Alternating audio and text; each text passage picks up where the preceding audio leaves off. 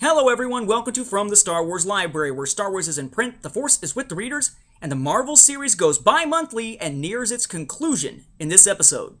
I'm your host, Nathan P. Butler. At this point in time in our reading through the early Star Wars stuff, we have reached November of 1985. Now the last issue we looked at, Ty, was from September of 1985.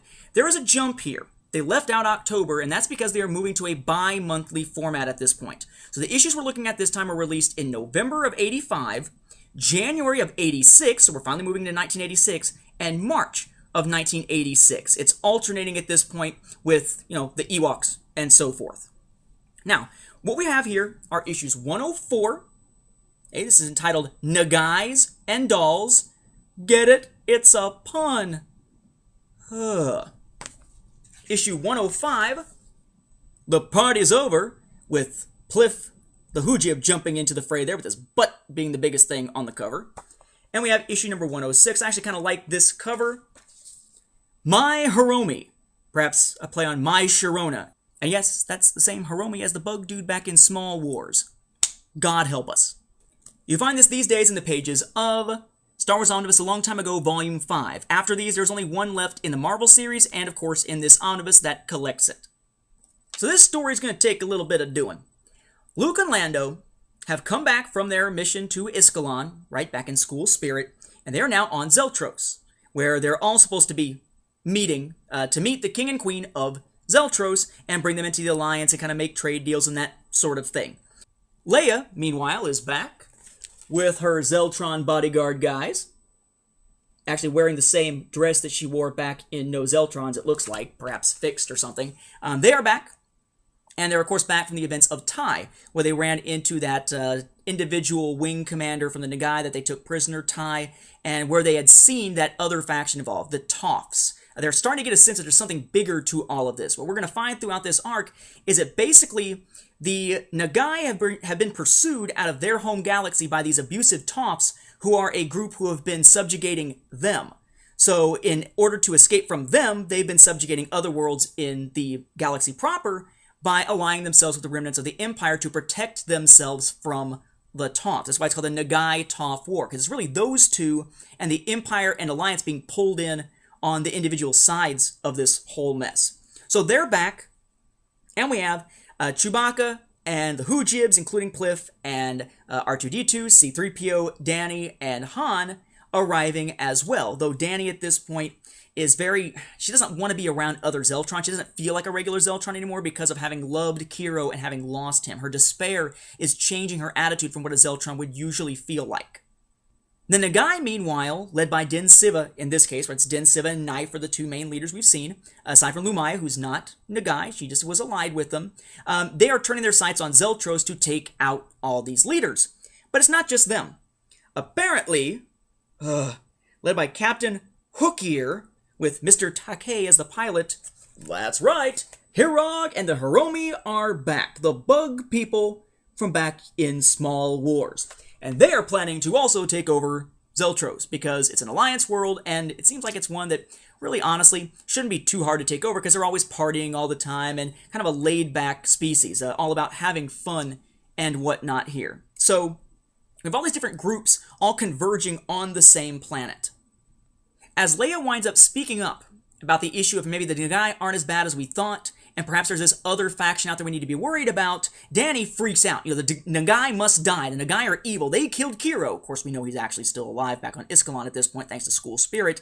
And Din Siva must die, etc., etc. They all must pay. And sure enough, as she is sort of pouring her heart out to Leia, who shows up but Din, to take his Danny, in his mind, back, who he has tortured and sort of claimed as his own. He has an unnatural fixation, perhaps even sort of a love for her that really probably shouldn't be there. So they're encountered by Din, and Leia winds up getting zapped and stunned, so they're going to wind up being taken away. Luke is out walking around with Pliff to kind of get away from all of the excitement inside, only to run across the Hiromi, who make him their quote-unquote prisoner. Kind of like, really? Yeah, and Luke just sort of plays along to see what these guys are up to, see if they really are a threat at all, or if they're just pretty much harmless, as the case may be, which they pretty much are, at least to Luke and the others. Then, of course, we're to the point where the party is crashed by invaders. but not by the Nagai. The party crashers are, wow, of all people, the Hiromi. Ta-da! Nothing can stop us now. The glory of the Hiromi is assured. Yay! That's right. It's an insect race of hyperly aggressive but goofy Jar Jar type characters here. Fortunately, without the Jar Jar way of speaking at this point. Also, the party in the other room is being broken into by the Nagai, who are now taking everyone prisoner, which they seem to have done before back in No Zeltrons, frankly. It's not turning out so well. We wind up seeing another faction arrive as the 4 bodyguard dudes go outside, only to run into, that's a boot there, run into a group of Toffs. This is kind of a mess. Until finally, at the end of the first issue of this storyline here, we have the Toffs, green hands and all, smacking on the door to the kitchen where the Hiromi are holding Luke, saying, hey, basically come out or die. Come out with your hands up. We jump to the next issue, and what seems like kind of a goofy tale with a lot of serious elements tossed into it becomes at least a little more serious as we go along here. The Toffs break open the door. We finally get to meet some of them a little more in person than we did before. And they are holding the Hiromi, and they are holding Luke as captives. Meanwhile, Din is holding Danny and Leia as captives, while everyone else is in the main room, held by the other Nagai as captives. Only, what we wind up finding is that Din has been found by the Toffs, and he is forced to give orders to his men that will push forward the Toff agenda and make it seem like everything is going to be okay. He doesn't want to see the Toffs kill Danny, and since they know that she has value to him, he's kind of stuck.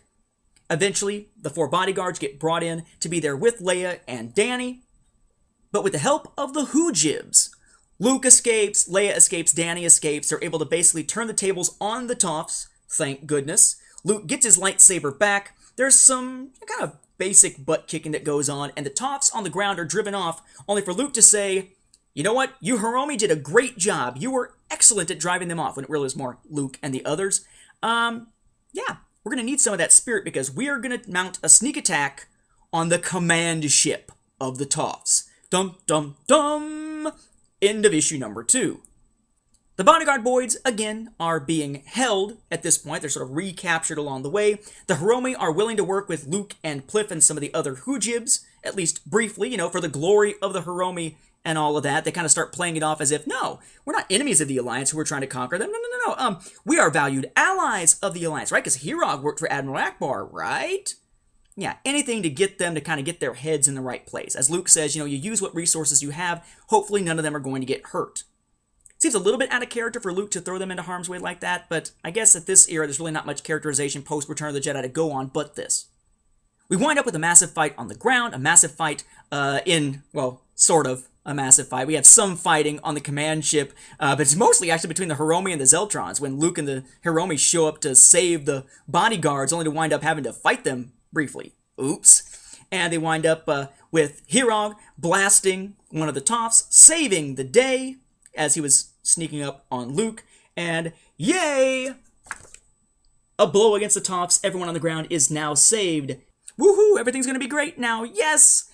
But, yeah, this whole Nagai Toff war thing, this whole series, only has 1 issue left to wrap things up.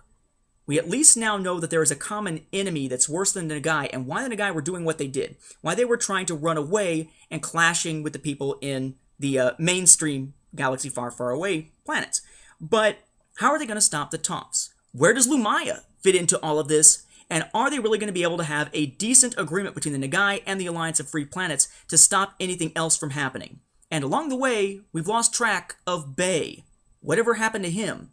We only have 1 issue left to find out. So, these 3 particular stories, Nagais and Dolls, This Party's Over, or The Party's Over, and My Hiromi, are they essential reads as a whole? I would actually say yes. For someone who's trying to follow the Marvel era of this time and the Nagai Toff War, these are essential elements because this is about as action-packed as it gets outside of the little bit we see in the last issue of the series here. It really kind of hit a high point with the stuff going on with Lumaya where it's all revealed and the Nagai fleet arrives. But aside from a few really good issues since then, like Tai, it's been kind of an odd scenario for these. Again, it's sort of ending with a whimper rather than with a bang. It's a decent ending, but it feels kind of rushed. And the Hiromi I don't know how to feel about them. They're goofy, they're weird, I don't like them per se. They're better than Jar Jar, not by much. And the way things play out makes them into heroes, but it seems odd that there's this big war that all hinges upon them. But I guess it's sort of in fitting with Star Wars, right? It's like the Ewoks. The least of these will be the ones that save the day. In this case, not Ewoks, but Hiromi. So maybe it does work within the scheme of Star Wars. It just seems rather odd. So with one issue left to go of the Marvel series, we'll wrap up this episode. Thank you for watching, and may the Force be with the readers.